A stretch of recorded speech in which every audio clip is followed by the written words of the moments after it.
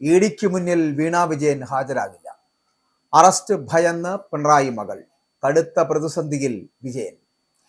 രാഷ്ട്രീയ കേരളത്തെ പിടിച്ചുകുലുക്കിയ കരിമണൽ കമ്പനി മാസപ്പടി കേസിൽ കേന്ദ്ര അന്വേഷണ ഏജൻസിയായിട്ടുള്ള എൻഫോഴ്സ്മെന്റ് ഡയറക്ടറേറ്റിന്റെ കടുത്ത നീക്കങ്ങൾക്ക് മുന്നിൽ മുൻ മുഖ്യമന്ത്രിയും നിലവിലെ പ്രതിപക്ഷ നേതാവുമായിട്ടുള്ള പിണറായി വിജയന്റെ കുടുംബം അക്ഷരാർത്ഥത്തിൽ വലിയ പ്രതിസന്ധിയിലാവുകയാണ്.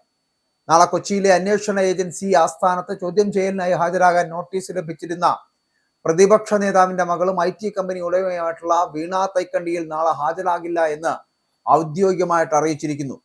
പെട്ടെന്നുണ്ടായ ആരോഗ്യ പ്രശ്നങ്ങൾ കാരണമാണ് നാളെ എത്താൻ സാധിക്കാത്തത് എന്നും മറ്റൊരു ദിവസം ചോദ്യം ചെയ്യലിന് ഹാജരാകാമെന്നും കാണിച്ച് വീണ അന്വേഷണ ഉദ്യോഗസ്ഥർക്ക് അടിയന്തരമായിട്ട് തന്നെ ഇമെയിൽ സന്ദേശം അയച്ചിരിക്കുന്നു.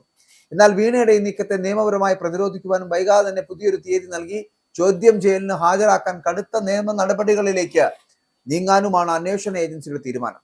നാളെ ചോദ്യം ചെയ്യലിന് ഹാജരായാൽ കേന്ദ്ര ഏജൻസി അറസ്റ്റ് ചെയ്തേക്കുമെന്ന കടുത്ത ഭയമാണ് അവസാന നിമിഷം ഇമെയിൽ അയച്ച് മാറി നിൽക്കാൻ വീണ വിജയനെ പ്രേരിപ്പിച്ചത് എന്നാണ്. സാധാരണ ഇത്തരം കേസുകളിൽ അറസ്റ്റ് ഒഴിവാക്കാനായി പ്രതികൾ തന്നെ കോടതികളിൽ മുൻകൂർ ജാമ്യ ഹർജി നൽകുകയാണ് പതിവ്. എന്നാൽ ഈ കേസിൽ സാമ്പത്തിക കുറ്റകൃത്യങ്ങളുടെ കേസ് രജിസ്റ്റർ ചെയ്യുന്നതുമായി ബന്ധപ്പെട്ട സാങ്കേതിക വിവരങ്ങൾ ഔദ്യോഗികമായിട്ട് ലഭിക്കാത്തത് കാരണം വീണയ്ക്ക് കോടതിയിൽ ഈ മുൻകൂർ ജാമ്യ ഹർജി നൽകാൻ സാധിക്കാത്ത നിയമപരമായിട്ടുള്ള വലിയ പ്രതിസന്ധിയാണ് നിലവിലുള്ളത്. അപ്പോൾ ഇതോടെ നിയമപരമായിട്ടുള്ള മറ്റ് സംരക്ഷണങ്ങളൊന്നും ലഭിക്കാതെ അന്വേഷണ ഉദ്യോഗസ്ഥർക്ക് മുന്നിലേക്ക് നേരിട്ടെത്തുന്നത് കടുത്ത അപകടമാണ് എന്ന് ഇവിടെ ഈ പ്രതിപക്ഷ നേതാവിന്റെ കുടുംബവും അവരുടെ നിയമവിദഗ്ധരുമൊക്കെ വിലയിരുത്തപ്പെടുകയാണ്.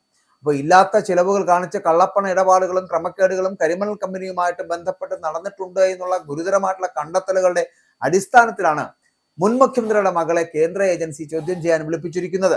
മുൻപ് കമ്പനി കാര്യ മന്ത്രാലയത്തിന്റെ കീഴിലുള്ള സീരിയസ് ഫ്രോഡ് ഇൻവെസ്റ്റിഗേഷൻ ഓഫീസ് നടത്തിയ വിശദമായിട്ടുള്ള അന്വേഷണത്തിലാണ് ഈ വൻ ക്രമക്കേടുകൾ കണ്ടെത്തിയത് എന്നുള്ളത്.